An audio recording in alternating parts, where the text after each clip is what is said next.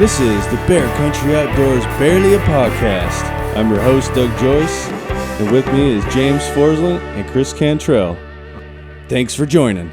All right, everybody, we are back here for Barely a Podcast. We got a lot of new things. It's been a couple weeks. James went on vacation because we all have real lives other than what we're doing outside other than work. Entertaining all of you delinquents that listen. Yeah, you degens.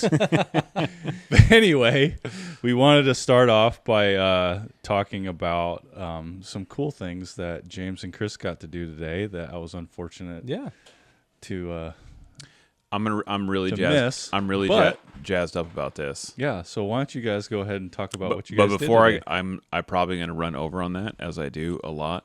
Before I do that, we had circle back. a giveaway from the okay. last Yep. podcast, and we have a winner. First things first. First things first. So we went through. We had a bunch of comments on this. We all forgot that we did a giveaway for a little bit, and Rewind. then I was last minute like, Here it you know is, what? folks. Chris, if you're watching this on the YouTubes, you can see what we're actually giving away. You get so much more out of it when you watch it on YouTube. Oh yeah, guys. you get all the good stuff. So watch it on YouTube. Leave us a comment and tell us how funny we are. This is a We try really hard.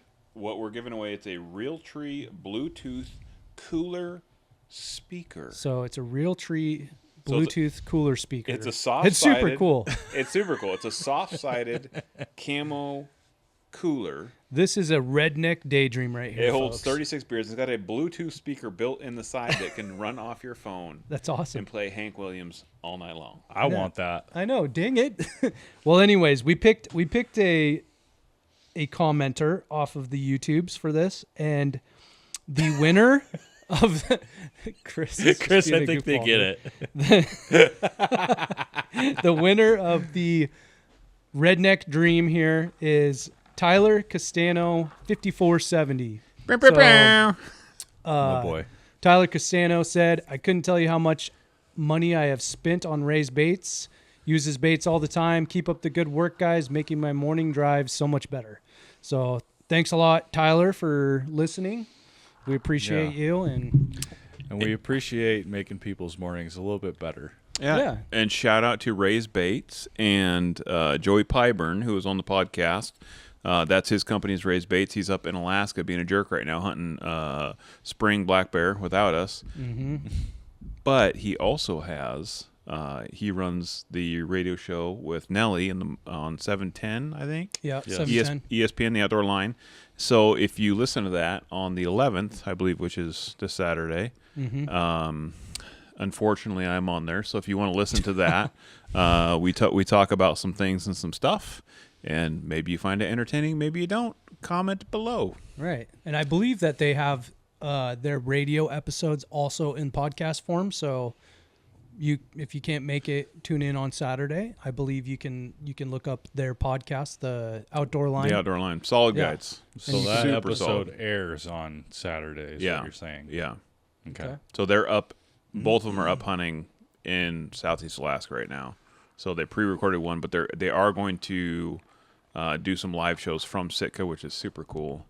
They're up there with their giant 28-foot whatever Duckworth, super badass It's boat. a beautiful boat. It's so cool. So they're living the dream. Good for them. I saw Tom Nelson did a review on an even bigger boat. That was like a 42-foot boat. Holy moly. What are you That's going commercial fish? That's on their YouTube, apparently. Really? He does, Awesome. he does a review of a, Huh. I think it's an Eagle Craft. Huh. You have to look it up, yeah. He's Yeah, a cool let's check dude. that It out. looks like basically a house on the water, pretty much. They're cool guys. It'd be the best rig that you could probably have is what it was Dude, laid that's out like, as. probably costs as much as my house. Right? Yeah, dude. Have you looked at the price of boats Oh lately? my gosh. No, I Like, don't. nice aluminum boats, dude, and even like the really nice fiberglass boats are going for like basically a home mortgage. And that's why I don't own a boat. Yeah. Yeah. And that's just where the If you really want to light your money on fire, buy yourself a boat. Right? Yep. I will not buy a boat. or just shoot a lot of animals and spend it all on tax return. Yeah, like Chris does. Hey-o. Hey, maybe join a company called Bear Country Outdoors and let your money on fire. It's super fun, guys. That it is.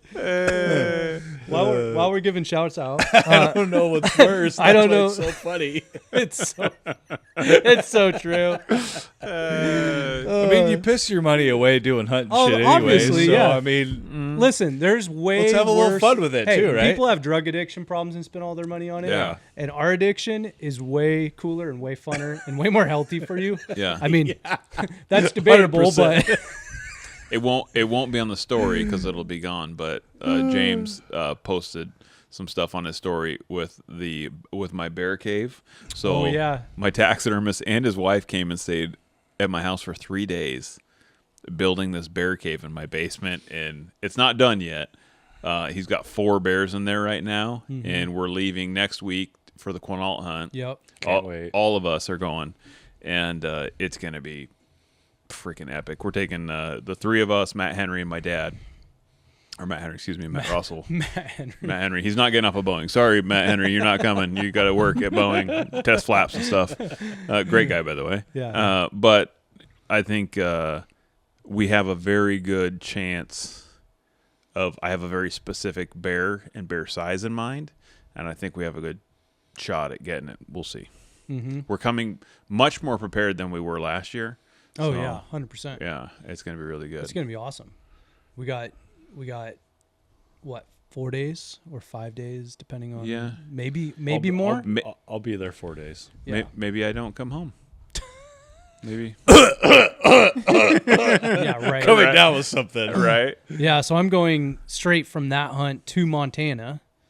Which is And going to be awesome. I'm really looking forward to that hunt. I had a good talk with Colton today about our plan, and it's gonna be awesome. Can we give a shout out to him? Yeah, Colton Oh, yeah. Cannon. Colton Cannon. I know you're gonna listen to this. Hayes so- Taxidermy. Hayes Taxidermy in Solid Libby, Montana. dude. Yeah, Libby, Montana. Hayes Taxidermy. Give him a look. Mm-hmm. Give him a look. He's got a Johnny Colton. Yeah, he's got a bobcat of mine right now. Yeah, you better if you And- if you shoot a bear, Jim, you better take Highway 2 and go through Pashasta and go drop your bear off at.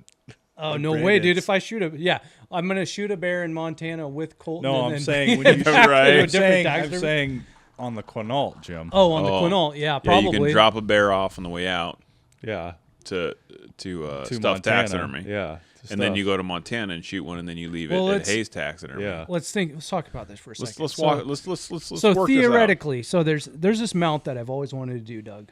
Okay, I think I've told you about this mount. Right? Okay. I want to shoot, and I used to say just a 7-footer, but now I'm starting to realize that a 7-foot bear is so damn hard. It's almost unrealistic in some ways. this out. I'm shooting a 7-foot bear this I year. mean, you can shoot 7-foot bears. I'm shooting a 7-foot bear this year. But anyways, so this is my criteria: 6.5 foot plus bear. If I get one, then I'm gonna hold on to that bear until I get a second bear that's 6.5 foot plus, and then I'm gonna get a mount of two of these bears colliding and fighting each other. So if I shoot a big bear at the Quinault, say a 6.5, 7-foot bear, You better shoot another big one. I'll probably be like, okay, well, what's gonna happen in Montana? And maybe I shoot one in Montana, and maybe I make this giant mount come true. So that would be like probably detrimental to my income, but at the same time, it would be awesome. You know what you should do? Just build a bear cave. Build a bear cave. Oh, I heard they're gosh. super cheap. They're super cheap, especially when you get 4 life-size bears in 1 year. Oh my gosh, Chris. You only live once, That's right. girls and boys. Do it. What do you always say? Spin the dollars, do the taxidermy, go on the Yeah, hunt, kiss the girl. Yeah. Just do it. Just do it. Just do it all. Speaking of putting it all out there, we I think we've put it out there, as Bear Country Outdoors. I think we've all tried a lot, right? And we had an opportunity where we were kind of set up with another company, and one of our favorite guys got let go from that company. Was our main contact there, and we could have kept going forward and rebuilt that with maybe someone new, but we had an opportunity, and I call a fella by the name of John Day, great human being, and I've known John for I don't know, 20 years from the Remeth banquets, and he is part owner in a company called American Rifle Co. Mm-hmm. So the American Rifle Company is out of Mukilteo, Washington, and there's the other owner's Ted, who's hilarious. James met him today. Yeah. He seems like a good dude. I liked him. He looks like someone who belongs in like Bill and Ted's Excellent Adventures. He's got long curly hair. Is you said that, I was already thinking that in my head. Yeah. Oh, 100%. I was like, your name is Ted, and you look like you could be part of Bill and Ted's Excellent Adventure. Right? And he is, Dude. he's one of Oh, the yeah, 100%. he's one of the smartest human beings I've ever met in my life. And I've met a lot of men. I know a lot of people. I mean, across multiple spectrums. And he is like almost I can't imagine what it's like for him to have to talk to me, right? He's that smart. Right. Like he probably has to dumb it down. You think it's like you talking to your daughter when she was 3? Oh, 100%. Like, hey, honey. Yeah. Yeah. Yeah, we don't put screwdrivers in our nose, okay? We don't do that. You know, that like that's him talking to me. Right. And it comes out in their product. So I think we mentioned before we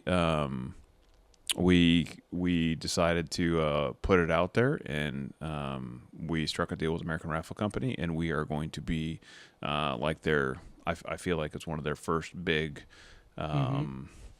Sponsorees. Yeah, sponsorees, and we're the thing is, excited to I'm super run excited. their stuff. So Oh, I 100%. have run the Nucleus and the Archimedes in the shop for quite some time. For those of you who've never listened to the podcast, I own a gun shop, and I build custom long-range guns, and I build rifles for Snohomish and Skagit County SWAT teams. So I started using their actions on the SWAT sniper rifles. So you can imagine they got to be pretty good, right? And then Ted told me he was coming out with this action called the coup de grace, which I thought was hilarious. And Ted's a very, like I said, he's very, very smart. And surprisingly, he came out to the shop one day, and I was building some guns, and we're talking, and he was asking me some questions like, hey, what are your people buying, and what are they looking for? And I said, you know, Ted, honestly, your actions are fantastic, and they work great in a tactical or like PRS type situation. But as far as hunting goes, I go, they're a little bit heavy. You know, guys are wanting more lightweight these days. They're going with carbon fiber barrels, lighter actions. And he goes, huh, okay. And then that was kind of it. And I was like, he's not going to listen to me, right? Well, fast forward. Here we are. Now that we're partnered, James and I, midday while Doug was at work, we went down We're coming back to where we left off at the beginning, guys. There we go. We're full circle. Yeah. And James and I got to go down there and talk with John and Ted, and we got to pick up these actions. And this is the very first time that I put hands on these and eyes, because they're not on their website yet. Right. So what they did was they took their regular coup de grace action, which is like a very giant, massive, tactical, rigid. I wouldn't say it's like giant, massive, but it's very robust. Robust. Yes. I should say that. It's very robust, right? Like it's like you could throw. I literally would have no problem throwing it on the ground as hard as I could and putting it on A gun and shooting it and expecting perfection, right? Nothing's going to happen. Right. It's very Bomb-proof. sturdy. solid. Yeah, very solid, very sturdy. And what they did was, if you're watching on YouTube, good job. We have two of them on the table. I got the flashier one because that's how I am, right? But they have an anodized red handle, and the trigger hanger is red as well. Thank you, James. And it's a stunning action. Like it's very appealing to the eye. And not only is it appealing, like the machine work that they do. We were there today. James is going to put out some content on our Instagram, and we'll do some YouTube stuff as well, I'm sure eventually. But we got to go once we finally get all of the components for these rifles that Chris is going to build. We're going to put out a gun build series. It's going to be awesome. I'm super excited. I'm super pumped. I'm super excited. You know, there's a lot of interest in this sort of thing, like building a gun and piecing it together with different, obviously we're going to use a variety of different parts Right. from different companies. But I feel like this is probably one of the best combinations. Like you said it perfectly today. It's the Northwest combination. Yeah. Right? Because it's going to be we're running the benchmark barrels. Benchmark carbon fiber barrels. Well, they're in Timothy Trigger, but I mean, yeah, they're Arizona. Same. Close enough. Leupold out of Beaverton, Oregon. I mean, like they're 40 minutes from my house. Yeah. Right. Like we drove down there today. We got to meet the guys, shake their hands, see their operation. By the way, their operation and some of their new machines. Very legit. They're going to blow your minds. Like, yeah. It kind of caught me off guard because I was expecting to like walk into this like rink-a-dink stuffy like my gun shop. Right. So, Let's be honest here. not to bring any offense not to walk that, into but, a giant building where you Dude, it's a and there's massive giant warehouse. machines in there. And we walk in there and it's like there's all these machines are running and they're doing all this stuff and they're they're not lathes, they're not like Yeah, they're not manual machines. no. Like when you come into my They're gun robots, shop, everything is manual in my shop, right? I physically have to turn it, set it up, dial it. Everything all is this stuff's automated. Yeah, it was just like and it's like everything's running, so it's like you get to see it running, and they got all like there's like stuff blasting against the glass and stuff because there's all this. I don't know what this stuff does, but it's like liquid blasting against the glass, and there's all these. Well, they're not like regular CNC machines either, folks. Like you got to imagine like some of the new machines he has, they're like small houses. Right. That's how big they are. I mean, they're small houses. They're like 500 square foot. They're machines. as big as the cabin or bigger. Some of them. Yeah, they're huge machines, and I mean, honestly, Giant machines pumping out little parts. Yeah, Yep. and it shows in their product. Like I can't stop doing this. Like it's so smooth. So it's a fat bolt design. They changed the bolt release. I don't know how much you guys want to hear about this, but I'm going to tell you anyways. So they changed their bolt release to the side. They've had some knobs and they had it on the right side. I really like where it's at now. They're originally when they came out with their bolt, their physical bolt handle design, I was like, I don't know. But when you run one of these, it is so comfortable. And it is like it's ergonomically perfect, right? Like it sticks out a little bit farther. I really like the hourglass bolt knob as well. And with a fat bolt, there's a bunch of other companies that are running fat bolts right now. So if you don't know what that is like the bolt is physically, it's like larger in diameter. And it tracks on that bolt release. And it's super smooth. I mean, really smooth. The Doug had mentioned this when he first got his today. Is like, man, the opening and closing of the bolt is like, it wants to do it perfectly. It's perfect, right? And what I really like is they have an addition of a trigger hanger on these. And if you guys don't know what a trigger hanger is, so you can physically adjust that trigger to where you don't have that incredibly hard bolt lift after you shoot the gun, and so. The sear engagement is dialed. Everything is dialed.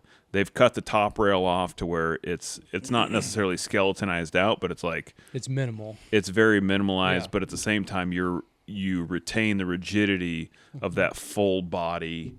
It's very well thought out. And if you guys knew Ted, you would already know it's well thought out. So I'm super excited to build those guns. Badass. Yeah, I'm pretty jazzed up, guys. Yeah, it's pretty awesome. Yeah, it was a good experience. It was cool to actually see their facility, meet them in person, and really they treated us like royalty and gave us a whole walkthrough, showed us all this stuff. It's good people, right? You know, like so the gal that ran the front desk, Bella. They have a new guy. What was the new guy's name? I don't know. I'm terrible. I'm terrible with names. Sorry, new guy. I have him in my phone because I made him put his contact in there. But. Nice. They're training a new guy for the front desk. Bella's going to help out in the shop. But then you got John and Ted, and they're very nice, genuine people. Like you don't feel like you're like. I feel like in this business, like we try and get a hold of people, and it's like, oh, you got to talk with this person, and this person, and this person. Well, how big is their company? It sounds like it's not very big. The company itself, like as far as like people and employees, is relatively small, but their operation is big. Yeah. It was like the amount of machines they had in this giant warehouse, and everything is just, and he's talking, everything's automated. Like I said, Ted's the kind of guy that's like, everything is like. What got me is that everything was running. Yeah. And we're sitting there, and he's just giving us a walkthrough, and I just mean, blah, blah, blah. dozens of machines, like just. It's just every day for him. Yeah. You know? I'm really It's just what excited he about does. it. I really super am. Cool. Yeah. Yeah. We'll have to get you in there. Yeah, it's like, super fascinating. Next time, I can't wait. Doug can sneak away from work. And So if you're listening to this, we do have a code. If you want to buy an action, one of these new coup de grace, we have a code BCO 24. 24, yep. BCO 24. So Bear Country Outdoors 24. So if you want to order one of these, and you don't have to send it to my shop, right? If you want to get a gun build or whatever, it doesn't matter. But if you want to buy one of these, send it to your FFL. If you want to bring it home and get, I don't know if they make, I'm sure those companies probably make prefits for these, but you can get 10% off, which is, number one, these are incredibly bargain priced at $8.99. Mm-hmm. Like, this is, It's shocking for how nice quality they are. it's a steal and a deal at $8.99 plus 10% off. So you're almost down to $800 even on this thing. Like, that's nuts. So, BCO 24 will get you 10% off of these new coup de grace actions, and you're welcome, because that's ridiculous. Right. That's Probably for that amount of money, probably the best action. It's a bet you can get on the Oh, market it's for by that price. far the best bang for your buck 100%, on the market, bar none, like across the board. And I'll say that, like, I mean, you know how many actions I run in the gun shop, and when we got like 10 different, manufacturers of actions there right now, like, there's not another action you get for that price that's that good. As a gun builder, you're gonna have all different kinds of actions to figure out what's. Well, there's a reason why best Chris anyway. wanted. He's like, dude, American Rifle Co. Let's go with that for these builds, because he knows that is one of the top actions on the market. Yeah, and I'm tickled pink, man. And I I'm feel super like excited. Like, they haven't completely blown up everything yet. Right. So right now is a good time to get in. It's a time to get in, because they're about to. Because once, once they take off and they're like, everything's on backlog, and like their prices might go up. I don't know. I would think so. Or maybe they keep it fair and honest. Get I in. don't know. Order 10 actions right now. BCO 24. You're gonna say you order 10 actions. Save you some dough. Save you some dough. You're welcome. Yeah. You're welcome. Make sure you like and subscribe. Yeah. Here we go. Smash the subscribe button. Yeah. So I'll quit fanboying on American Rifle Co. Yeah, we went on for a while. That was really cool. You guys went to go do that. Mm-hmm. Yeah. I'm super excited. I really am Looking excited forward to about meeting it. those guys and going and checking out their operation. Looking really more cool. forward to actually putting those things to use and oh my gosh, shooting some taps at it's gonna be badass when we long put distance. those all together. Well, to change gears and kind of rain on everyone's parade, James had a conversation with Randy Newberg this morning, and let's touch on that a little bit. So let me back up a second. So I reached out to Randy, and I also reached out to Robbie from Blood Origins, because Randy is very versed in the conservation side of things. He's very versed in the politics involved with things such as wolf reintroduction, grizzly bear reintroduction, listing of endangered species, delisting.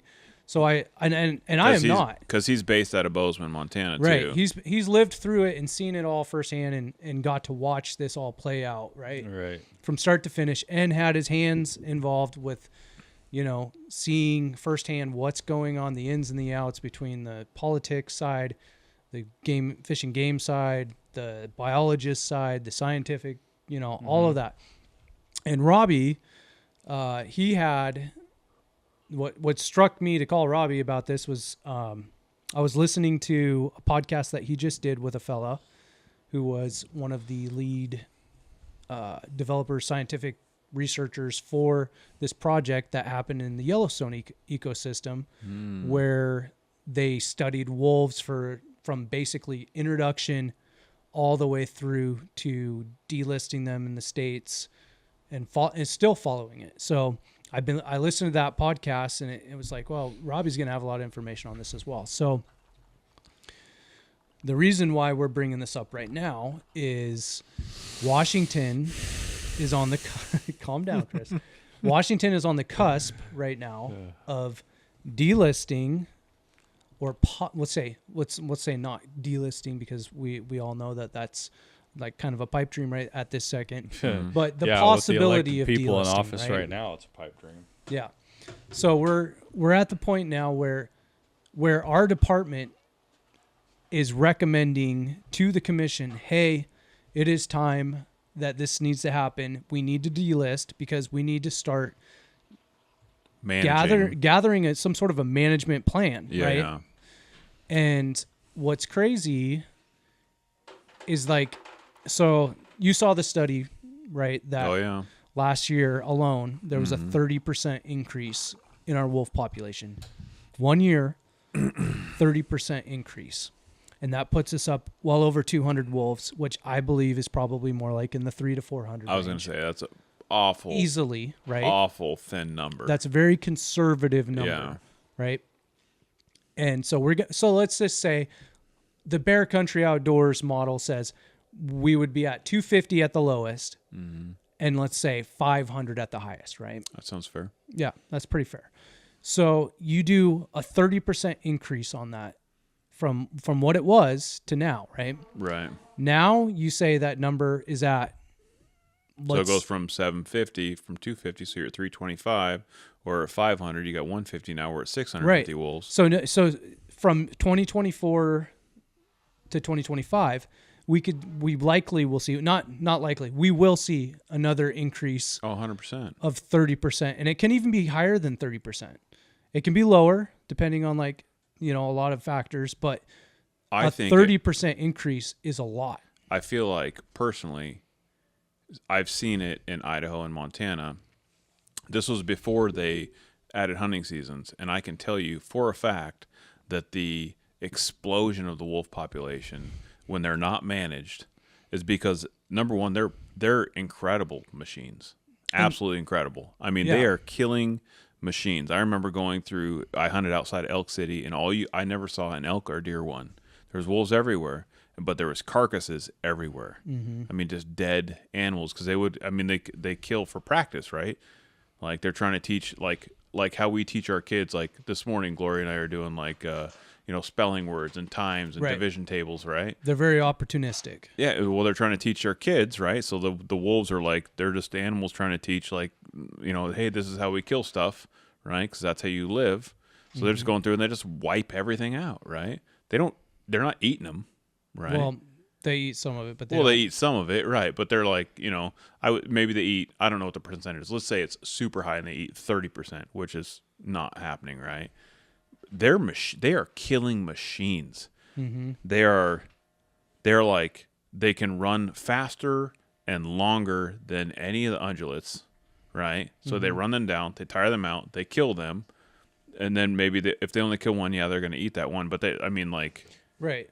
Well, and it's environmentally, depending on what their environment is. Like, say they're in the Yellowstone ecosystem, and there's not a bunch of animals running around in the winter, and if they kill a bison, they'll probably sit and eat on that bison a lot longer than they will in the springtime when it's calving season for elk, right? And they're just going calf to calf and oh man, we got all this food, and we just kill, right? So I saw them run rampant, absolutely. Ridiculous.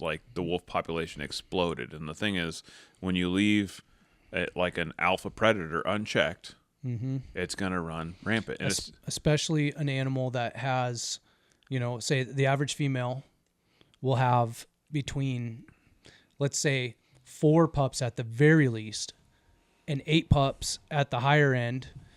Say an average of 6, 7 pups a year or more, depending on when she goes through her breeding cycle and rears up her young and all that. So then you're doing that, and you're looking at how many females there are. And then, granted, not all females are going to get pregnant all the time because they have this pecking order with the alphas and all that. Right. But that is much faster of a breeding rate than any ungulate population can be, because you're putting out 6 babies. Yeah. And there's protections for the herd, the pack. Right. Right. So their reproduction rate is super fast. Their survival rate is super high. So now you got it's like a perfect storm, like for disaster if it goes unchecked, right? I would compare them to like hogs in the South, right? Exactly. And instead of Oh, boy. like how wolves eat now you're getting really bad. eat ungulates, like these pigs that like would mess up like a farmer's field, right? Right. It's the same type of thing, right? Because they produce so fast and they're so good at destruction, right? Mm-hmm. And luckily you can go and you can shoot them like rats, right? Down in the South, you can go out at night, you can shoot as many as you want. It's a free for all, and they still have a massive problem. Yeah. And now we got these freaking idiots up here saying, "Hey, you know what's a good idea? Let's bring back like basically like a T-Rex." That's what they want. Like, I'm not even gonna start on the grizzly bears yet. Let's 'cause bring we're back all of the predators that our forefathers had gotten rid of because for us, yeah, because they were knew a horrible they idea. were going to be a problem to anyone that had cattle or had a ranch. Right.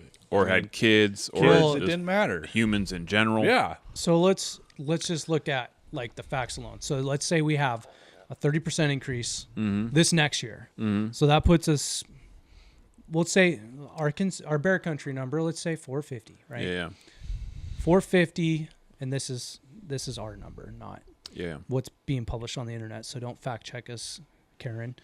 So We're just trying to put it in 450, perspective, guys. 30% increase in 1 year. Where does that put us? Relatively in the 600, Almost 600 something range, like, Yeah. right? Yeah, Almost 600. yeah. That sort of a number toppled on top of all of the other problems we're having with our ungulate herds already, with declining moose numbers, with the elk herds, every single one of them almost across the board in the state declining, with mule deer populations plummeting, with whitetail populations now taking a dive, especially in the Northeast.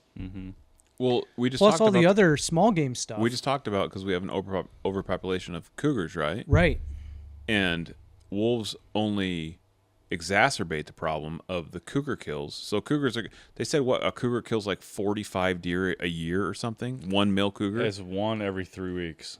I mean, it was, So 45 is like It's middle a low ground, number. right? And then yeah, you hear the stories of where wolves are getting smart enough where they're following them around. so they're following the cougar, right? So the cougar is like a super stealthy, like, you know, like a wolf is just, I'm going to run it down, right? I'm going to run it for 5 or 10 miles and it's going to get tired and we'll kill it, right? They run around in a pack, Yeah, like and a gang. a cougar is an ambush predator. So a cougar will kill a deer or an elk or whatever, and then the pack comes. And so the cougar will, they've learned, right? It's a learned behavior where, hey, if I kill something really quick, and then when the wolves come, I'll just bounce out of here and I'll go kill something else real quick. So now we're eat on it at the same time. yeah, and then we're gonna double. So now we're doubling these numbers, right? Yeah. And because maybe the wolves eat all that, maybe they go kill something else, whatever. But now we just have like death on top of death on top of death for all our ungulate populations. And now where we're at, oh, On top of all of it, with a very This hold is- on, we're setting the stage here, Chris. Yeah. Setting the stage. With a very fragile system right now, as it is. oh yeah, Let's do what? you know what we should do? Ban predator hunting and bring in grizzly bears. Oh, You know, that's a But- great idea. they're already here, guys. Oh, wait, folks, there's more. No, this is a great idea because if Let's we reintroduce what's already here, guys. let's Yeah. imagine I'm one of these freaking cuckoos over at Washington Wildlife First, which is like PETA on steroids. These guys, every person in that organization is 110% a freaking out of their brains idiot, right? They think that if we do all this stuff, right, it's going to bring back utopia or whatever. Like, I don't know where they come up with this stuff, but so you ban predator hunting, you bring in more predators, it'll wipe out the entire ungulate population. So we're talking deer, elk, and moose, right? So now they're gone. So hunters have nothing to hunt, but now we have all these predators. But the best part is now that everything is banned, we can't hunt them, but then we pay the state to go and kill them, just like Right. California. That's the other thing. It's like no It doesn't matter, stop. No matter what. it No matter does what, not stop. it doesn't matter. You can ban every single form of hunting. There is still going to be a lot of animals killed every single year, period. Because at no point do I ever see us getting to a point in society where we do not Have to manage. value human life at all, right? Oh yeah, no. or, allow predators to complete. Well, Doug's laughing because he's like, we live in Washington. Yeah. I don't know, guys. The thing there is, are it's a people false that hope. within the Washington Wildlife First who don't value human life. they don't at all, and they don't have any common sense, right? Except for their own. I don't even know if they value their own.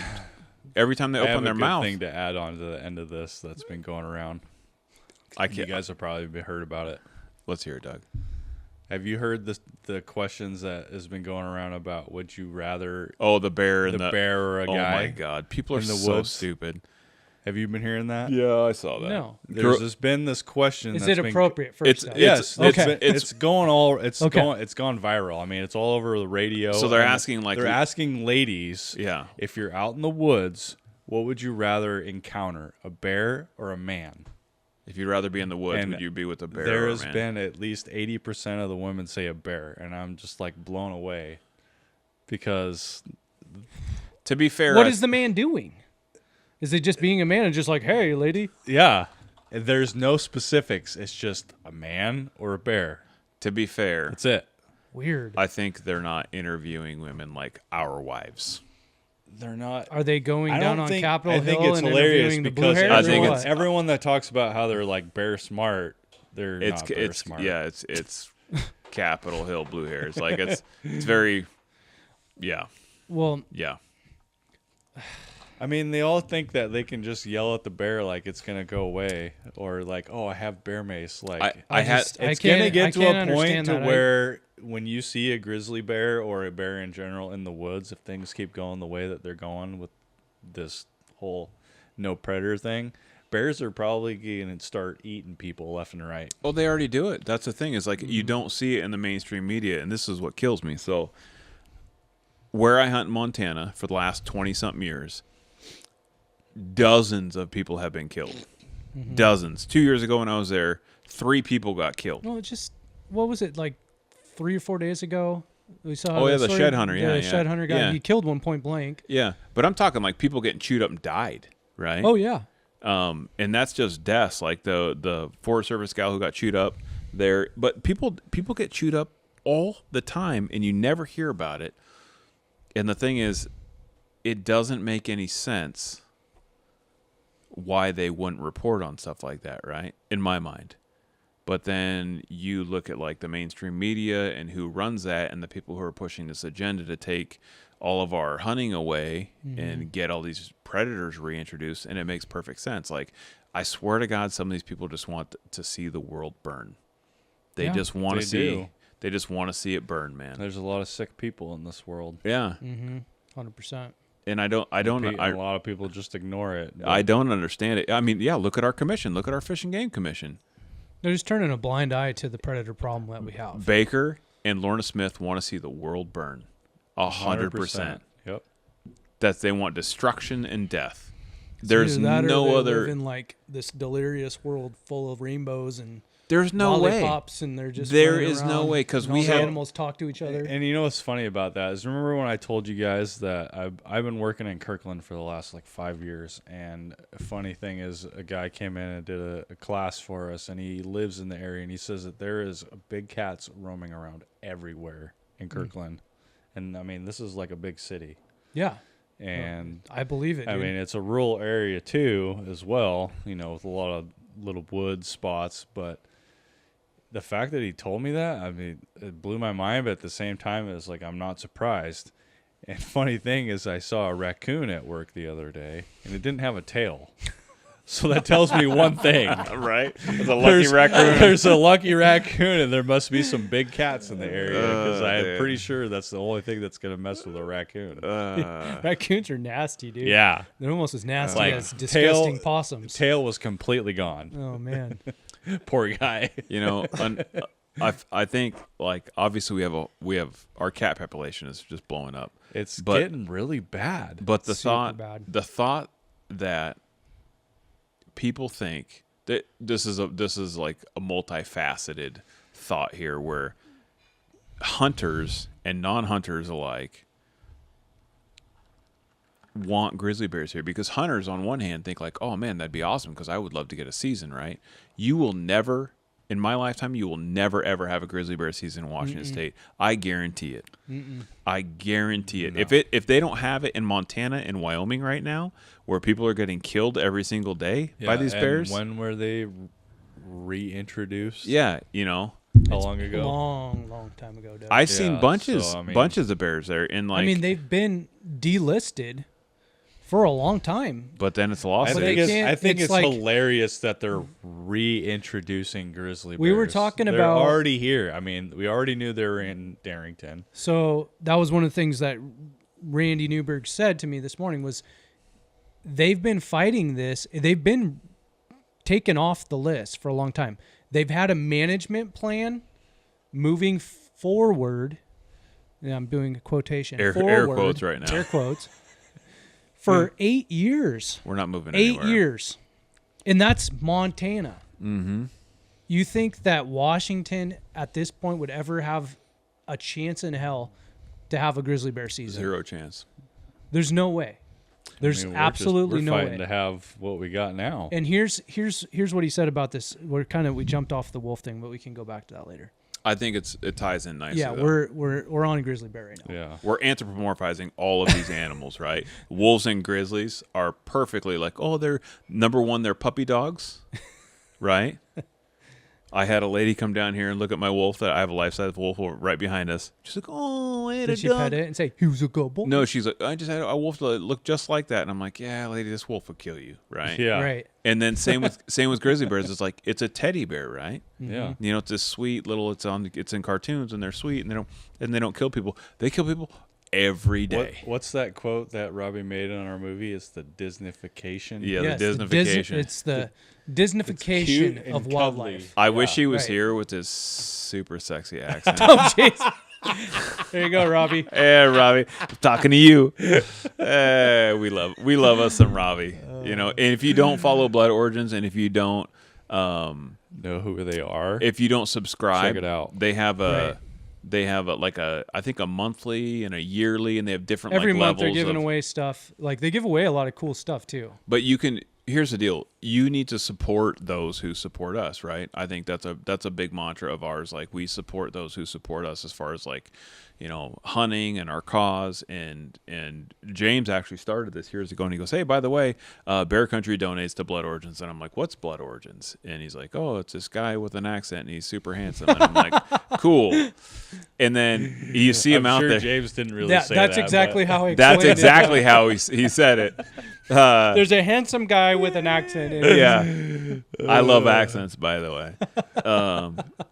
And then So if I need something, Chris, I just gotta just talk. It does any say accent. that. It doesn't matter. Anything Hello, exotic. Chris. Hello, mate. Yeah. So we meet him at a function, and he's a super passionate sportsman. Like, Very passionate.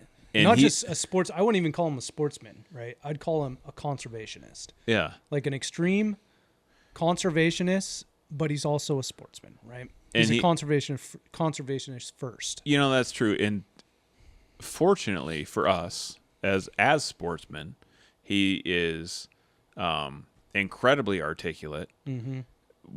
Obviously way more, you know, well spoken than I am, so he can go out and he literally travels the world, not like he's Yeah, from he's South Africa, but fighting the he's fight yeah, and he's worldwide, guys. like James was like, oh yeah, he's flying to France and he's doing Yeah. this and he's going everywhere. The Bambi Project. Yeah, and he really does.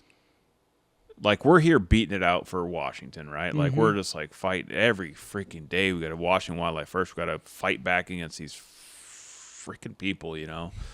But he is going country to country to country to country, and fighting for us, sportsmen in general, right? And not only that, he's doing that. He's traveling the world and he's fighting all these battles.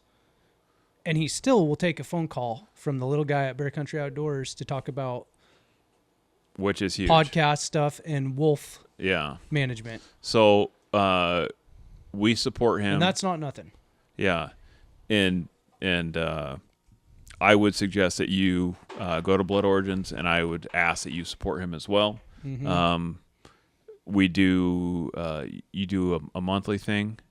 Cantrell Outdoors, my gun shop, does a yearly thing. We donate once a year. It just gets put on the credit card, it's worth every penny. Like, you know, unfortunately, this stuff takes money.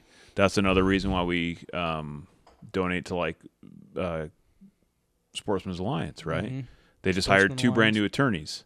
Those attorneys are out there kicking frickin' doors in for us as sportsmen. And it ain't free. And it ain't free. No, guys. Hold on. Repeat that one more time. They hired their own attorneys. In-house attorneys. Plural. Attorneys. 2 of these guys, all they do full time is fight for us. That's it. And if you're listening to this, and even if you're poor, guys, donate $1. You know, right? Even don't if it's buy $1. a coffee. Like, just anything helps. And this is coming from a guy who used to live in a 1992 Ford Ranger. You know, like, you gotta support In Marysville, in the alleys. Yeah. Super gross. I'm not Eating joking. out of garbage cans. Yeah, I was way skinnier back then.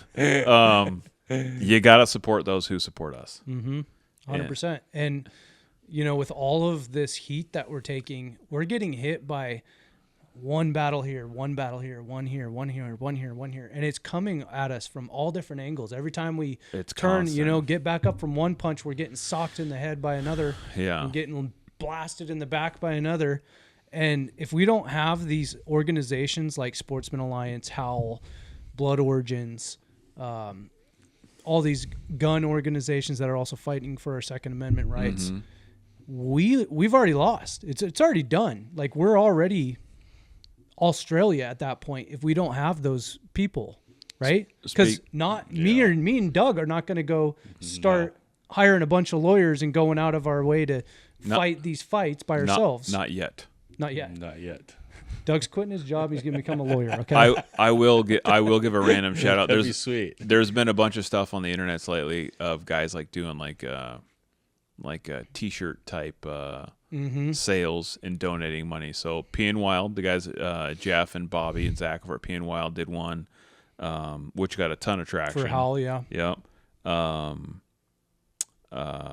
Defend the Hunt. Oh, Defend the Hunt. They just did Uncle one for Laser. Sportsman. Yeah. Shout out to Uncle Laser if you're watching, buddy.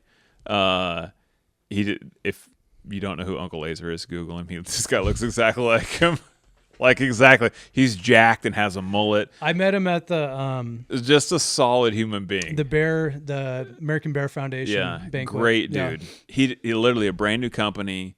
He donated like all the proceeds. He sold 85 shirts. I think it was 85 shirts. Donated $1,500, dude. That's awesome. Dude, that's super awesome. Like, it's a lot of work to put something like that together. Us, for one, as guys who have done this and sell T-shirts and run a company, you know, it's like there's no profit. There's like $3 profit in a T-shirt, and when he's donating, when he sells 85 shirts and donates that much money, like, dude, he's taking a bath, big time. Yeah. Which I just think is super cool.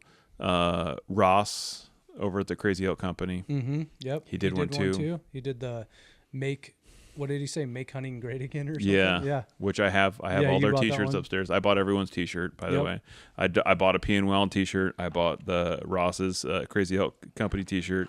Defend the Hunt. I bought his T-shirt. Maybe we'll put one out here soon if we can muster up enough time and energy to. We did a predator hunting T-shirt for. We did one for Blood Origins early on, which we donated all the proceeds to Blood Origins for that. We were still fairly new at that point. Like, we didn't have much of a presence. We did it before it was hip, guys. We did it before it was cool. Okay. Yeah. But everyone's following suit. It seems like if fact, Bear Country does it, so everyone else should do it. We did it before, like, you could do like the drop ship stuff, right? Right. So. And we're figuring out, guys. We're just we had to order all those shirts all at once. Yeah, we're a 3-man company, and we're just figuring it out. We're a 3-man company. Everyone you see here is everybody that's part of it. We're all doing the background stuff too, right? CEO, janitorial, shipping, the whole deal, everything, promotional, social media. Yeah, but I do love seeing that these guys, like old Uncle Laser, are stepping up and doing great things. Mullets and Muleys. And Defend the Hunt. Check them out. I think it's Sea Cat Creative as well as one of his companies. Mm-hmm. Go Getter. Same with P and Wild. Same with all these other guys that are doing it. P and Wild's right out of Stanwood here. you got to support those who support you, and I'm a firm believer in that. And I'll just keep supporting them. I'll buy their shit, and I'll just do the best we can. Yeah, we're all on the same team now. Yeah, it's. I don't know if you guys saw this. There was a picture, and it was like predator hunters at the bottom of this boat, and they're scooping water out of this boat. And at the very top of the boat, like the boat's tipped up like this. If you're watching on the YouTubes, and there's like elk and deer hunters up at the top of this boat that's sinking, and the predator hunters are bailing out the water, and the elk and deer hunters are going, "Man, I'm glad I'm not in that boat." Right. Like, we're in the same boat, guys. And the faster that everyone can figure that out, the better off we'll be, because I see so much of this bickering back and forth between hunters. Hunters alone, like, we bash each other more than any of the anti-hunters ever do. Because, all the time. And I'm going to be completely honest here. This is a James honesty moment here. Well, I mean, this is kind of how it's always been, right, in the good old days, because everybody bashed each other. But when we first started out, I come from a background of I had to start my own business, or I did start my own business, about 10, 11 years ago now. Mm-hmm. And I had this very competitive, like grabby kind of like mindset, right? And when we first started out doing bear country stuff, and this is, like, most people probably don't know this, but I was very competitive. Like, I would get he says, folks, was. I was, right. Was. Like, and it wasn't until like everything started coming down the pipeline where I started letting a lot of that go. Like, I was very competitive. Like, oh man, these hunters, like, we're doing way more than this. And look at like, this guy shot this buck. Oh well, I can get a bigger buck than that. And then at a certain point, I was just like, it doesn't freaking matter. I'm not gonna lie, guys. We're gonna fight about stupid stuff. It was the old guy that's sitting over here. I shaved my beard off, so you can't tell that I'm 75. But Santa. I feel like I've had a good influence on these young bucks over here. Not so much Doug. Doug's a competitive guy. Doug, we can call Doug the even keel. He's super even keeled, right? He could probably murder us both right now. You know what I like about Doug? Luckily he doesn't. Doug will be like, if I'm be like, yeah, screw these guys. We're going to do this. We're going to do that. We're going to be better. Doug's just like, yep, good job, Jim. Let's do it. And then if I'm like, man, we should really we should be more understanding of everyone, and like we should bring everyone in and we all get along. And Doug's like, yep, we should do that. Doug is the even keel. He's the... Unless James has a really bad idea. Unless I have a bad idea, then he's like, that's really not a good idea. Let's go up that mountain. I'm honest. I'm blatantly honest about if Doug stuff. says, James, that's really not a good idea, I probably have to take a second or third thought and be like, yeah, probably not. And let's be frankly, it took a few times of doing that to finally get it in your head. Listen, but we all know what? It's doing great, guys. We all know what a sailboat looks like, right? Oh, yeah. The sailboat has a lot more underneath it that holds that top of that boat steady. Right. And Doug's the bottom part of that boat that sticks Right. out of the water. Yeah. I'm the rudder, guys. Yeah. Steered us in the proper direction. Yeah. We've said it a million times, though. Like, you got to support those who support us, and we're all in the same boat. Like, especially now. And quit fighting. It doesn't make any sense. Like, I see stuff like, I have a cellular telephone. I'm on the internet, right? I shit just like everyone else, so I'm always on my phone. However many hours a day I'm on the toilet, right?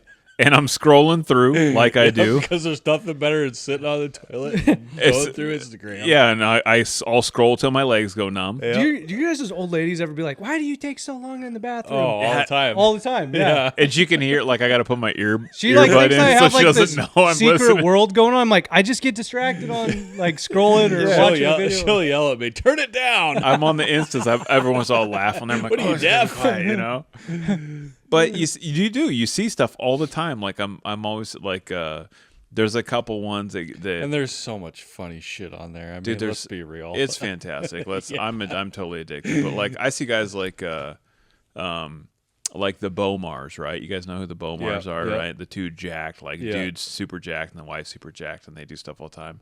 And they're just like out there like hunting and fishing. And I don't know them personally. I've never met them in my life. But but man, they get a lot of hate, you know, and it's so dumb.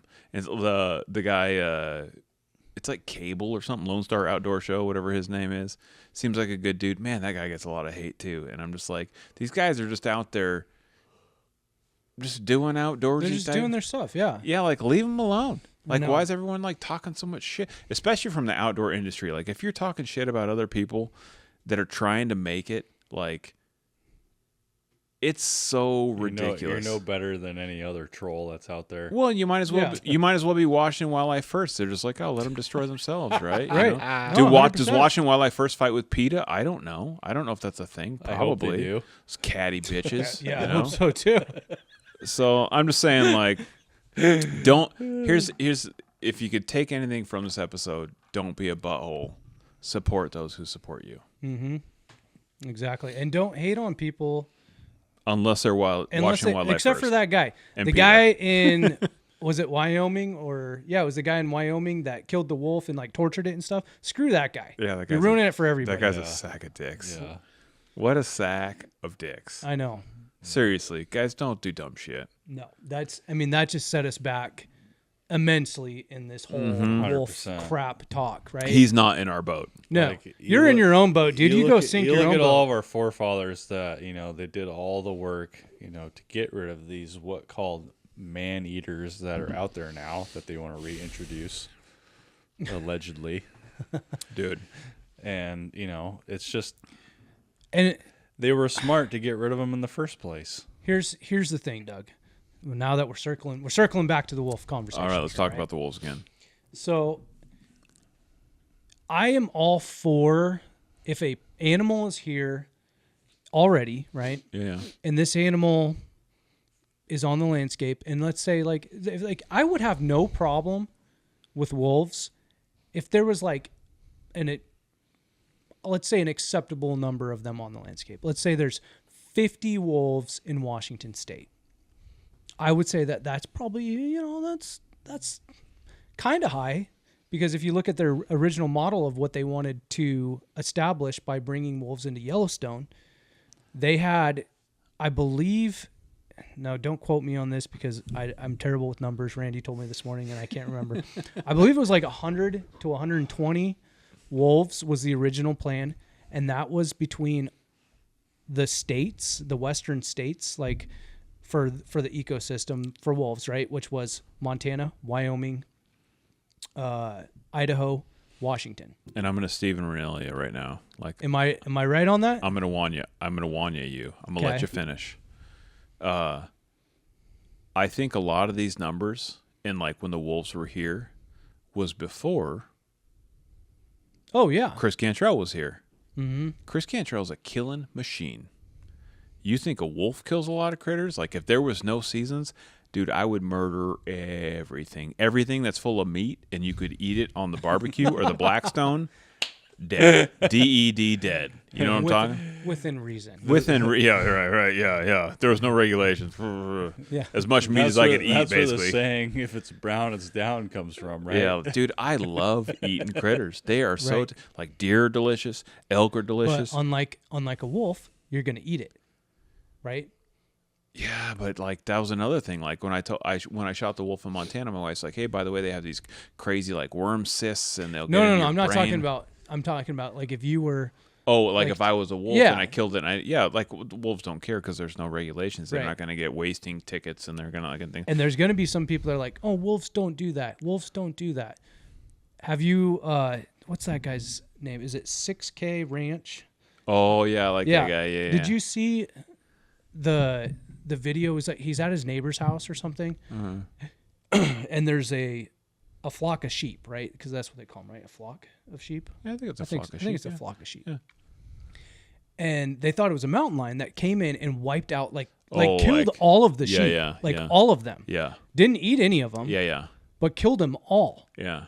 And they waited all night with thermals, like waiting for this mountain lion to come back. Yeah. Never came back. Then it shows at 4 a.m. or something like that. You can go look at the post yourself if you don't believe me. Apparently, a pack of wolves showed up on camera, came back for some of the kills that they had killed the night before. Huh. But that pack of wolves killed the a ton of sheep. Like, didn't eat any of them, just killed them. Well, so there's a perfect example if you don't believe that wolves will just kill for sport. that's what people don't realize is that like they do, and we talk about this before, and They're opportunistic. They're people now. People, not us, but other people, like anthropomorphize, meaning they put human characteristics on animals. The Disneyfication of them, right? Like, oh no, they're like such and such was in this movie, so it's a sweet little animal. Like they've never seen The Revenant and know that bears don't just mess you up, right? Yeah, they will mess you up. 100%. And like there was again, back to my office, right? I'm sitting there scrolling until my legs go numb. And there was some sort of like snow leopard or something, and it was in a pen with a bunch of goats, and it was like 20 dead goats or something. I saw that. You saw that, right? Mm-hmm. Because they're animals. People don't understand it. They don't have rules. They don't have a thought process. It's all biological. Yeah, it's Right. like, and with cats, it's instinctual, like movement. they're kill, animals, movement, kill. right? Yeah. They're just animals. They're not people, and people can't. They don't have a distinction between animals and people, right? Mm-hmm. But I think that, animals in general across the board that are predators, that are carnivores, like if they have two critters to kill or 20 critters to kill, if the critters are still there, they're going to kill them all. It doesn't matter, right? Mm-hmm. Because they think like, look at all this food. It's like if we walked into Costco and they'd be like, everything's free today, I'd be like, I need more carts, Yeah. Like I'm putting all Yeah, the food in there. everything. Yeah, no, I'll take that's- everything, right? That's a perfect example. Yeah. Is like, if everything's free and it's easy to get, It's like a buffet. Dude, I'm taking all the buffets. Dude, I'm taking the shrimps, And that's just a spoof on how you say that word. Oh, yeah. And it's buffet. And when you bring it home and it's cold, you can put it in your microwave. You know what I'm Yeah. saying? Your microwave. So I think that I really do think that some people just don't understand like how they don't. If you live in the city and you've never even been in the woods and you've never been around a bear or you've never been around a wolf, like if you never had a wolf stalk you or a bear stalk you, which I have, incredibly frightening, right? Yeah. You're prey. mm-hmm. Like they don't know that they're not supposed to kill you Yeah. and eat you. They don't care that you have a kid at home and a mortgage and a They wife don't and care all these if things. you're pointing bear's mace in their face. Yeah, They they're like, just oh, don't care. spicy, crunchy, whatever this is, Yeah. right? Like it's a Taco Bell of the woods, So, unfortunately, it's happened a lot, That's awesome. and it's gonna happen. It's gonna get worse. It's gonna get Things worse. keep going down the 100%. road that it's going. It's gonna So- get worse. If We're at a crossroads, right? 100%. I feel like this. It's here, folks. Like, it's not the time is coming soon. The crossroads is now, as far as the predator problem goes in Washington State. Yeah. If we don't do something about the wolves at all, let's say it goes on another 3 years and we don't do anything, we're screwed. It's gone.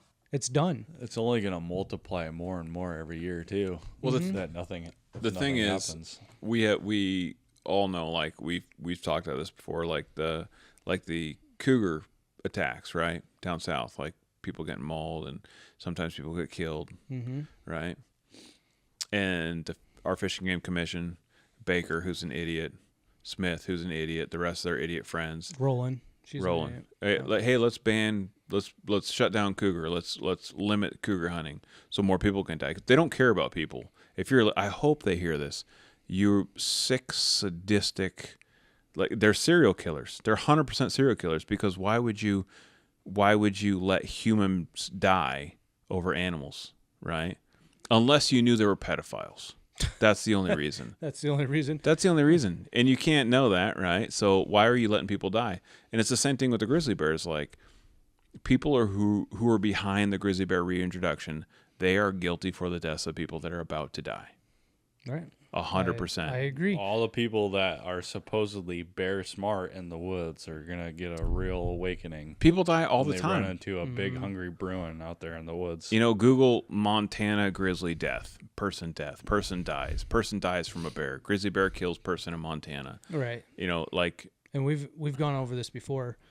Montana is a state that's had them for 2 decades, or maybe even longer than that. oh, I'm sure longer than that. Yeah. And those people are raised to be bear aware. Yeah. Here in Washington, dude, it's just going to be like, you There's see the gonna be- Yellowstone videos, right? Of Oh, all yeah. the stupid idiots and tourists in Yeah. Yellowstone. Oh, yeah. It's going to be like that, It's the same but thing. on a different scale here in Washington. Here's the deal. Like, you put them on the PCT, so the Pacific Trail Trust. Pacific Crest Trail. There we Yeah, go. there you go. Now we go. So I went up there. I was on a bear hunt with a buddy of ours, Keegan Friddle. Great hunt, great time, and we're sitting there, and it was so much fun. And I remember I'd never been on it, right? Like up in this area, and we're sitting off of it, and we're glassing all these blueberry fields, and there's bears. We're looking at these bears, and we had like Japanese, Chinese, Russian, German, French.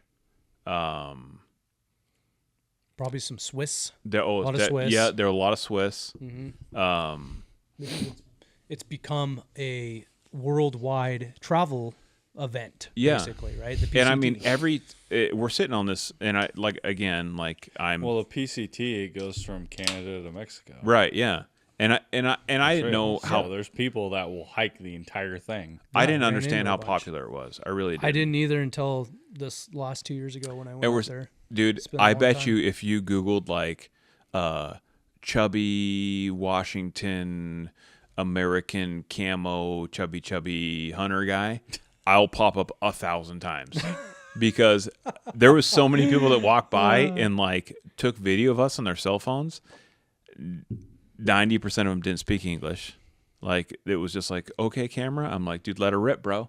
You know, and I'm just sitting there in the blueberry bushes, like literally picking blueberries off, eating them. glassing across at bears. While these people were completely ignorant of like, they have no idea. And don't get me wrong, like black bears and grizzly bears, or black bears and brown bears, are completely different, right? 110% different.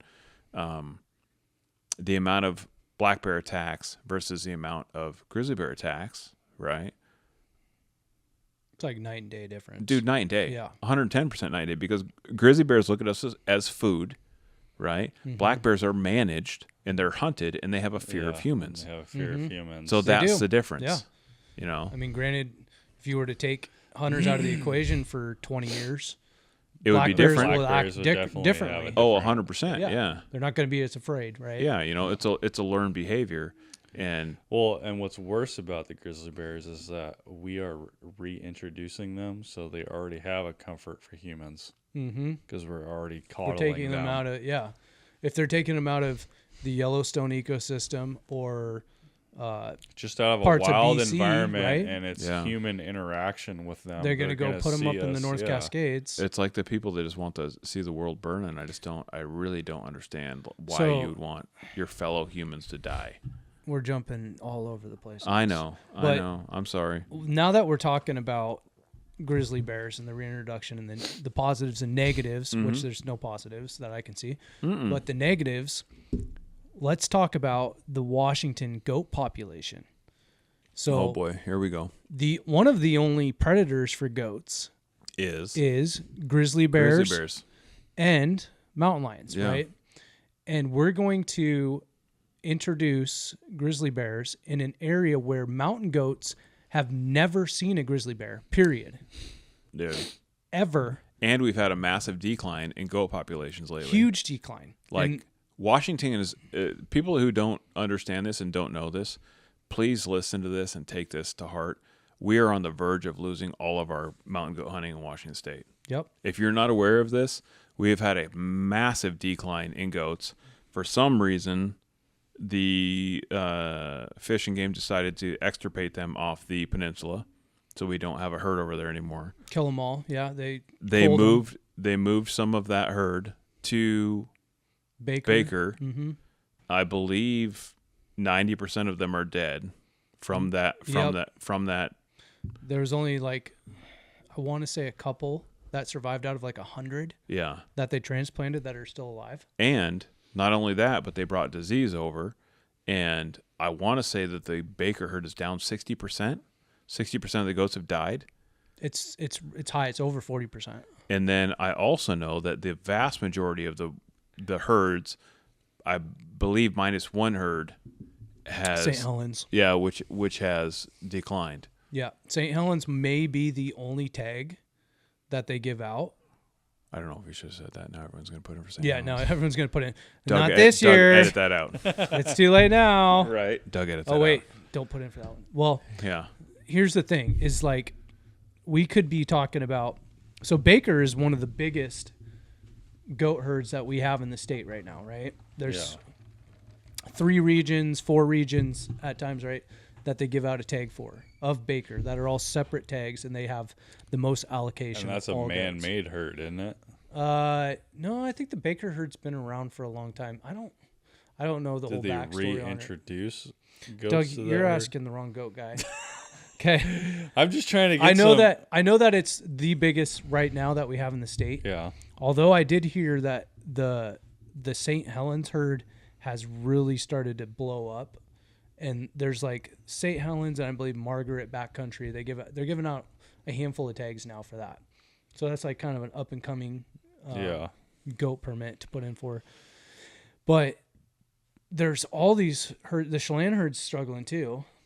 So all of these herds that are struggling, and then we're going to couple that with grizzly bears. Let's introduce grizzly bears. And these animals are very, very fragile in their whole herd structure. Let's introduce grizzly bears to that area. Does that make any sense whatsoever? I don't know. It's like we don't care about these other species and their vulnerability. We're going to put this species ahead of everything else, right? Because I'm just trying to understand why they want to put them in the Cascade Mountain Range when there's not really a whole lot there for them anyway. to eat, yeah. Like in general. there's It no just big elk seems- herds in the Cascades, in the North Cascades anyway. No. They'll Like travel. yeah, down south, like you know, And it seems like over the years, I mean, the deer herds up in the hills have been kind of migrating closer and closer down into the valleys, yep. you know, over Well, time. the mule deer herds have really dramatically fallen off. Yeah. In In the last 20 North- years, especially in the North all of the Cascades. ungulates have just like, where'd they all go? Well, in the last, I would say in the last 10 years between. like- Yeah. and honestly, the 100%. last 5 years have been the worst. Yes. But the last 10 years alone, from when we were younger men hunting, Yeah. Ever since that blue tongue that we had about, what was it, 3 years ago? no, it was longer Is than it that now, Doug. The blue tongue? Yeah, Is it four or five. Yeah. Yeah. And That then was very detrimental to a lot of those animals. to the whitetail herds, especially, Yeah. and the rams, In the Rams, yeah. right? 1990s was 5 years ago for me, Doug. So I feel you. I feel your pain, bro. I feel your pain. Can I change gears real quick? Yep. Okay. So Sure, I don't know how much time we got left, but go for it. Let's give ourselves like 10 more minutes. So I had a good buddy of mine buy me a ticket to the Meat Eater live podcast, and I got a Tacoma. into. Like, I know Tacoma really? sucked. Everything's on. in Tacoma now. So The sheep show. Come is in on, Tacoma? hunters and all you outdoorsman guys, quit doing shit in Tacoma. Steven, I know. Do it in Everett. I mean, that's better. Well, I know Steven's listening because he always listens to all my stuff because we're the best of friends. That theater they did in, it's basically the same as where we did our movie release for A Bear Hunter's Life on YouTube now. The Lincoln Theater in Mount Vernon. Yeah, do something in Everett. Like, do something at the event center. If you need a break, I know the guy that works there. Give me a call. You know, Right. but I got a cookbook, right? I'm going to grab the cookbook here real quick. So if you're on YouTube, so you can watch this. And you were there for the Meteor Live tour, and you got a cookbook, and you got to hang out with Jason Phelps and So Chris got to be a super Ranella. fanboy. that was my segue because Jason Phelps is there. And if you don't know who Jason Phelps is, he owns Phelps Game Calls, and he is a local Washington guy. And we are in Washington right now, so we're going to give him a shout out and give him some props and say, hey, please go support Jason Phelps because he supports us. Go to phelpsgamecalls.com. But James and Doug and I are going to be using the outdoor cookbook to cook some of our meats and some of our stuffs. We're going on a bear hunt next week, so we're going to be using this to try some of the recipes. We obviously have a ton of recipes ourselves, which will probably be coming out with a cookbook here in the next couple of years. Well, I'm going to read Steven Ranella's, and I'm going to just copy all of the recipes out of it. Yeah, that's what we're going to do. We're going to plagiarize the ever-living shit out of all this. Thanks, Steve. And I'll sign them, You too. can't prove it. Yeah. We'll change it. 1 pinch of salt. It's By different. the way, I just want to point out that old Steve and I have the exact same penmanship. I believe that font's called dog shit. So good job, Steve. Excellent That's work. hilarious. But on a serious note, it was a great time. Like the live podcast show. Steve was there, Cal was there, Mr. Newcomb was there, and of course Jason Phelps. And it was really good. It was surprisingly good. I was shocked. So I really liked at the end. Steve did say like, "Hey, everyone out there in Washington needs to step up. You know, do something to protect our hunting before it's all gone." So thanks, Steve, for that. And again, back to we support them because they support us. So thanks, Steve, for doing that. Yeah. And Steven Ranella has basically done something that no other hunter had done previous to him, which is bring in a lot of the non-hunting community into the hunting world, and I think probably made it a little bit more acceptable to a lot of people. I mean, his series on Netflix, the Meat Eater series, kind of opened up the door of hunting for a lot of people who maybe not necessarily anti-hunting, but non-hunters. Yeah. Who can now accept hunting for what it represents and what it is, because they understand the meaning of where their food comes from. Right. So I will give props to that too as well. So good job, Stephen. Good job. Thank you so much. He projects a good image. He does. He doesn't talk a lot of shit. He doesn't get fired up about watching wildlife first like I do. But no, that's because we can do that for him. Yeah. I will say the D-gens like us are there for you. I'm gonna hurt my shoulder and pat myself on the back today. As most of you know, I murder tons and tons of shit. If you are filled with meat and not a human being, I will probably hunt you if there's a season. And luckily, there's multiple deer tags, multiple elk tags, and multiple bear tags across the western states, right? So if we can afford it, we'll go do it, right? We had a banner season last year, boys. I mean, we smacked down like some dandy critters and at quality numbers, right? So I have a good buddy. We're just going to call him Dan for now. I won't say his last name. Unfortunately, went through some rough times. Got a divorce, and I was like, "Hey, man, I got all this deer meat, right?" And I shot all sorts of shit last year, but I was like, "Hey, here, take like," and we're talking. When I say deer meat, we're talking like primo blacktail, the bee's knees, like I mean, big buck, but still like blacktail. Good eating, dude. Good eating. So.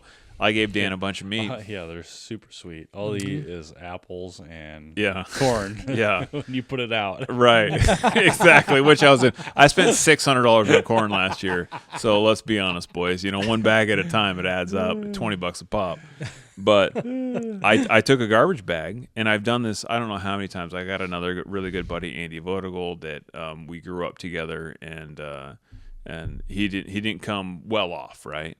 And so he would come over here all the time, and when he would do whenever, I would give him some meat, right? And it's the same thing. Like I give him a white plastic garbage bag, just fill it up, you know, with whatever I had, and like, hey, here you go. Like I have a plenty, right? And I gave Dan a bunch of meat, and I mean not a bunch, but like say I give him 15 pounds of deer, right? And it was like steaks and burger and all sorts of stuff. And I remember like he sent me a text, and like when he got it, and he's like, "Oh, thanks so much," like the day after or whatever. And I was like, half the time, like when you don't prepare something for somebody, I think it's much harder because I'm used to cooking all sorts of stuff, like Right. whether it be steaks or burger or fajitas or whatever it is, right? Yeah. And he's like, "Yeah, thanks, man." And I'm like, "Yeah." And then he texts me, I think it was this morning or yesterday, and he goes, "Hey, that deer you gave me was delicious. How do I learn how to get my own food? I want to learn. Will you teach me, how to be a hunter?" Right? This guy's my age. He's 44 years Right. old. And I'm like, that like struck me, right? And I was like, oh, geez, like, and then I felt like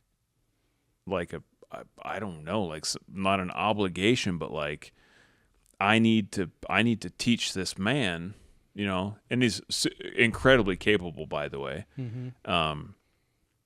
But I was like, I need to teach him what I know about hunting so he can go out and get his own food now, right? Because it is super good. Like to flash back to the night when we're at your farm and Doug had his deer hanging and we're cutting his deer up and you had that hot plate going and we're just cutting meat up. I'm sorry, Doug. I ate so much of your deer. We ate all of my deer meat, guys. I bet you, I'm not kidding you, we ate 10 pounds of deer meat that night. Oh, Yeah. easily. We couldn't stop. It was so good. And we're not talking like we had a bunch of sauce on it. I mean, it was literally like some seasoning and down the gut. Yep. Like, That was it. Well, granted, it helped that it was all tenderloin and backstrap. yeah, Yeah. it was pretty good. It was so good, though. It was so good. So I think It was a tasty deer, though. it was such a taste. It was such a taste. He's a good boy. It was good, Doug. It was so good. I want to eat your deer right You know, now. when you were explaining that story, I had a flashback in my head, and all I could think about was that scene on the end of The Grinch Stole Christmas, the original cartoon, where his heart gets bigger and bigger. Right. That's all I could think about. So continue on. Yeah, it was so freaking good. So I'm really excited that someone that I had given this to, and don't get me wrong, like I've given my game meat to a bunch of different of my buddies, and they've asked me, and I've never, I'm not gonna lie, like I've been selfish about my hunting, right? Because they're my spots and my this, and like now that I'm getting a little bit older, I'm like, hey, like I really need to teach some of my friends and my buddies, like, hey, this is how we do it. I've had a couple buddies. So earlier I mentioned Matt Henry, right, instead of Matt Russell. I didn't know there was a Matt Henry. So Matt Henry, hope to meet you someday. He is Matt Henry's a great guy. He works at Boeing. Hunter? Non-hunter? He's a non-hunter. He works a lot, but he said years and years and years ago, he goes, you need to come up with a program for that's called like the weekend hunter, for guys like me that work at Boeing, and I can't get a bunch of, like, I'll take a month. So I'm like, hey, I take the month of November off and I go to Montana. And he's like, Chris, I can't. Number one, I'm married. I have kids, and I work at Boeing. I can't take a month off. Are you on drugs? And I'm like, I don't think so. Talking about me. Yeah. We call that a weekend warrior, buddy. Yeah. So he has asked me multiple times to come up with something to where he could go hunting for the weekend, and I have failed miserably. And now I'm realizing, like, hey, I need to do something for these guys that only have the weekend, right? To where we can go out and hopefully get some meat. But the thing is, like, hunting is really hard. Mm-hmm.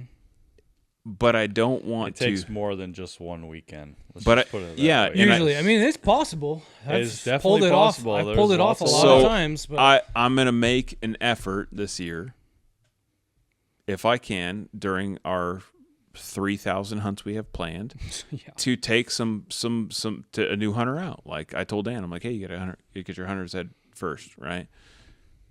And I would love to take him out, and maybe I'll call him Matt Henry, and I'll be like, hey, dude, we're going out Saturday. Okay. Yeah, that's I'm going a to good pick you idea, up at 2 a.m, and we're going hunting. Like I need to do more of that stuff. And I think that as hunters, like back to the Crazy Elk guy, Ross, right? Mm-hmm. Like he went out. Did you see his video, by the way, Which one? where he forgot his shit?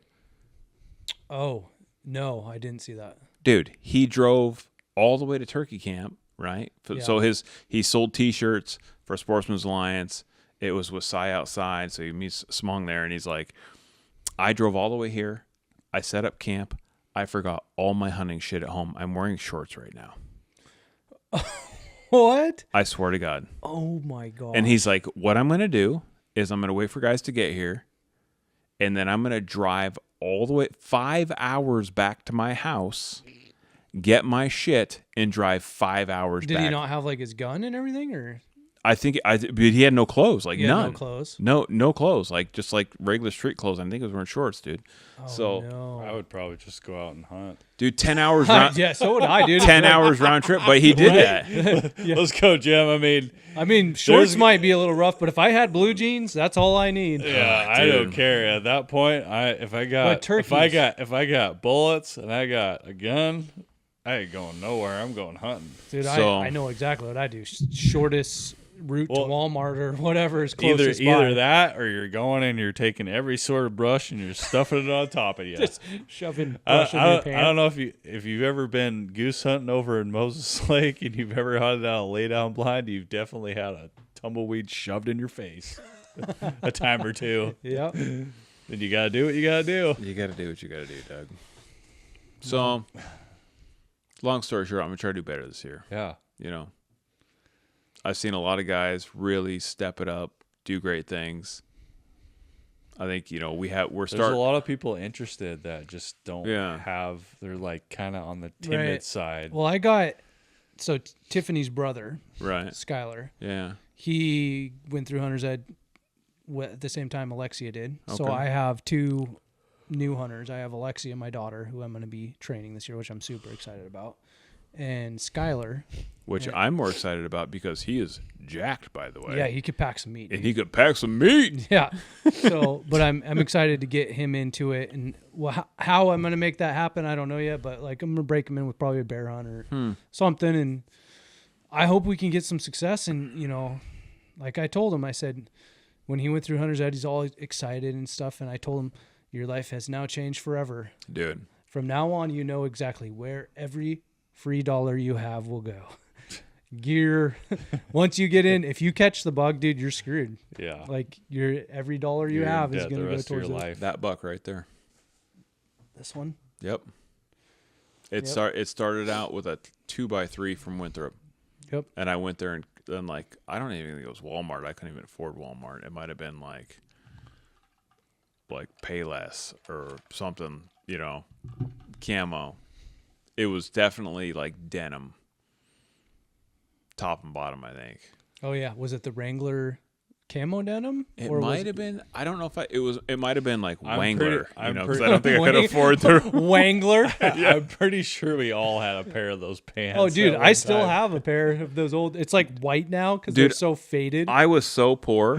I don't think you guys understand how poor James, I if you could was. fit in those pants still since then. I'm gonna try them on, and God. maybe I'll wear them to the next podcast episode. can't Like, wear- look, Doug, I I haven't changed. I won't fit into mine. So I literally Don't either. Doug. I barely fit in the stuff I wore yesterday.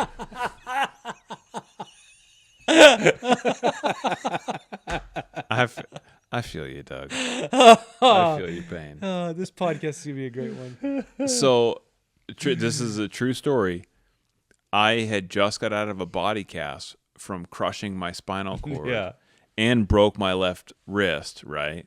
And went on my not my very first deer hunt, but the first deer I ever shot, right? So I was much skinnier, by Yeah. the way. But I shot that deer, and I remember Trav's dad, Joe, giving me a bunch of shit because I was super jacked, right? And I was renting a house in North Everett and have a pot to piss in. But I was like, I'm going to get it mounted. And I remember there was a guy in Marysville off of 88, and he was the dad of a buddy who... Was it it wasn't the Morrow brothers, right? No, it was... God, I'm trying to remember his name now. I fought his son in high school. Like, we boxed. and in his backyard at the place, right? At the taxidermy studio. Yeah, when I was first getting into boxing. In the good old days. Yeah, in the good old days, right? There's a big crowd. And, Yeah. Paul Janesco was his name. Yeah. Could have been you in UFC. Yeah. Could have been you. Yeah. Yeah, you know. And you got it mounted. I got it mounted. And There that you thing go. followed me around. I put in every place I rented. I remember I rented a place right off of Beach Street in Marysville. It was old Ed Wood, and it was this shitty little house, and I had it like above my bed, you know, and I was, dude, proud as a puppy with 2-packers. I mean, like, I was so proud of this little 2x3, and that buck has still followed me around, and that was in 2000, I believe, October of 2000 is when I shot that deer. And look at you now. It was a very first. He's a real degen now. Oh, dude, 100% degen. Yeah. Like I mount everything now. Yep. Everything. All of our free time, all of our free money. That's where all the money goes. Brandon's your new best friend. Dude, Brandon, my taxidermist, like he is on the hook Yeah. for life, you know. It's good stuff. And there's a reason why we sit here and talk about it every single week. And there's a reason why we spend all of our money on it. And there's a reason why we fight so hard for it. It fills my It's cup. more than just a trophy. It's 100%. it fills my cup, and To it makes all of us, it's not really even a trophy. it's It's a memory. Yep. It's an adventure in itself. Yep. The whole thing is an adventure. I honestly think that at least the three of us here are like when I say it fills my cup, like we talk about that a lot in business. Like what bucket does it fill, or what cup does it fill? Like there's something. I swear to God, it's like in my soul and in my DNA. Like this is who I am. It's a part of me. do this. I have to. Yeah. You know, like I really. There's no choice. There's no choice. Like No. I am a hunter. I'm a gatherer. Like I like to grow stuff in my garden, and I like to go out in the woods, and I like to shoot deer, and I like to eat them. You know, I don't shoot something and let it lay. Right. Right. Like Just I won't shoot kill. something to shoot something. Yeah, I won't kill a spider in my house. I won't. I'll put it outside. Like if I'm not going to eat it, what's the point, right? You know. Speak for yourself. Like I'll kill all of them. oh, my wife does. Don't get me wrong. Yeah. But like, I typically like when I look at something, I'm like, I wonder what that would taste like barbecue. You know, like Right. that's what I think when I look at it. I'm like, you know, like should I sous vide that and like Possum soup? Anybody? I've thought about it. Oh my gosh. I'm like, I know there's a lot of guys that eat possums. They do You know? in the South. Oh, 100%. Dude, I would never eat those ratty, nasty things. I beat one to death with a hammer once. It was disgusting. That's when I was one of a the best kid. stories I've ever heard. I don't know. I've lived in the South. I don't know if I've ever heard of someone eating a possum in the South. Oh yeah, dude, they eat them all the time. It's disgusting. Okay. Possums, squirrels, raccoons. I can believe squirrels. That I can believe. Dude, I don't know. Doug. who- Look it who's- up online. Possum recipes. Oh, I'm drawing a blank now. Who's the guy who sent us a T-shirt? Murphy. Murphy. What's Is his? it Tim? No, it's not Tim. I keep wanting to say Charlie Murphy. It's not Charlie Murphy. It's a guy from Meteor, so it's Murphy's Small Game Nation. Yeah, Murphy's Small Game Nation. That guy, Super nice guy. is hilarious. Very funny. And That dude, shirt he he's- he is a squirrel and rabbit killing. He's a squirrel and rabbit killing a son of a bitch I ever seen on the internet, oh yeah, dude. he loves it. Dude, It's his passion. yeah. So apparently he could. Steve brought up he contributed some. I don't remember what story he said, but he contributed something to this cookbook, which I'm patting in my lap, by the way. That's the Meat Eater Outdoor Cookbook. I don't know which version this is, but it's a big, thick son of a gun. Looks like it's got a lot in it. It's got a lot into it. 100+ recipes. Yeah. Kevin Murphy. Kevin Murphy. There you Kevin go. Murphy. Charlie Murphy. Charlie Kevin Murphy. So shout out to Kevin Murphy because he sent us a shirt, and I Yeah. thought that was super cool. And a poster, and like Yeah. it was a big thing. He just saw our post. He reached out to me. By the way, the guy that bought that at our fundraiser for Sportsman's Alliance was at the Oh, media. really? Yeah, and I remember because he came to stage and he was wearing the shirt. He was wearing the shirt. I swear to God, and I wanted to go talk to him so he bad. was so and jacked when dude, he he won was it. so jacked. He paid a bunch of money for it. Too. Dude, good for that guy. Yeah. And I think he's like, He's hey, living his dream. he's like, hey, will you guys sign this? And I think the guys signed it, and the guys just, dude, it was a great moment. That's awesome. Good for him. Yeah. Well, let's end on a Kevin Murphy, the world's greatest small game hunter. There you go. Thank you. World greatest small game hunter. And thank you, Kevin, for your donation to Sportsman Alliance. Thanks, Kevin. And if I showed you pictures of the squirrels that I used to feed when I was a little kid, you'd probably shit your pants.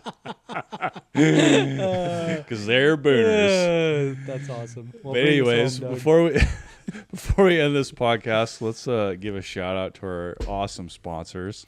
Our newest sponsor, American Rifle Co. I am so super excited. You guys have a lot of good Bullshit.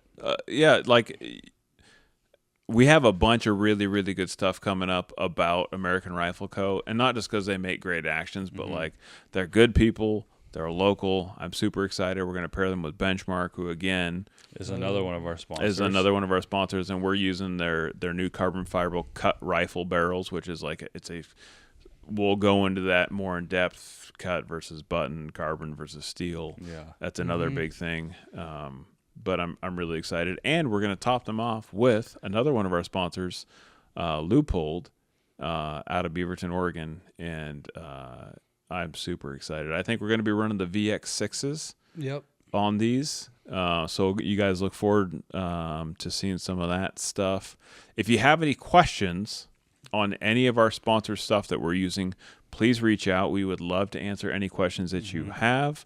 We would love to try and get you some sort of discount code as well. Like I said earlier, the American Rifle Co. Action BCO24 gives you 10% off, which is for an action. And this is coming from a guy who owns a gun building shop. That's crazy. Like that's a really, really good discount.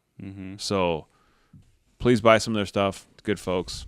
Thank you. Thank you very much. Also, we'll give a shout out to Caribou Gear. They make awesome game bags. Big fan. I believe we have a discount code for them as well. I think is it BCO10? I want to say it is, but if it doesn't work, let us know and we'll reach back out to them. Caribou and get a new Gear one. BCO10. Yep. And we ran their stuff. I'm gonna say 15 years ago, before they were cool. So I still have some of their game bags from like a decade, well over a decade old. Awesome product. Yeah. And Montana Knife Company. Yeah. They make some sweet knives here in the U.S. Small company that are starting to explode. They broke the internet. Almost impossible to get their stuff. Just so you guys know, if you want it, you better be sitting there waiting for it to come out. When they do a drop, you better be ready. You better be ready. Yep. Have your dollars ready. Yep. We just partnered on with Allin. They make some sweet stuff to attach your phone to a scope to do some long distance. Pretty excited about. I haven't used any of it yet. I've just played around with it. I haven't got to use it on a hunt yet, which we haven't used it on a hunt. Well, on the last trip that we went on over to the cabin, I got to use it a little bit. Oh, yeah. So it's you an need awesome to give product. Me that stuff, by the way. Yeah. James has got some sweet stuff he's gonna put out there. I need to call those guys this week. Okay. Yeah, I gotta get. Well, let me post some content of their stuff so we can. Yeah. So have we that got conversation. Allin, Montana Knife Company, Leupold, American Rifle Co., and Caribou Game Gear. Yep. Yeah, it's a pretty solid lineup. Yeah, it is. Pretty solid lineup, gents. You know, we're super blessed. Yeah. Dude, to have so all these- lucky. Like, These great companies getting on board with us and I supporting think- us. And I think, we've all had this conversation of like, I want to be. and benchmark barrels. Sorry. we talked about Yeah. it. I know we did, but I You didn't I give him the didn't second. give him the second shout out. right. But I feel like we've had this Can't forget conversation. that. Like Yeah. we're all like grown up boys, right? We all have really good jobs and we work really hard and we make good money, and we don't need just anything from anybody. We want to partner with companies that not only that we believe in, but that align with our values and do what we want to do, right? Yeah. So we want to grow the outdoor industry and we want to bring it together. And like I said, we're all in the same boat, right? And these are the type of companies that do that. And I'm really, really looking forward to where we're headed with these companies. Mm-hmm. Yeah, because there's going to be some really cool shit. There's going to be some incredible stuff. This season's happening. going to be awesome. It's going to tight. Especially when we get those guns put together. Lace up your boots, boys and girls. Some will blow your freaking socks off. Oh, jeez. Here we go. Well, so on that note, boys, we're going to wrap this podcast up, and we thank everybody for following along for as long as we've been doing this. And until next time, stay humble and hunt hard.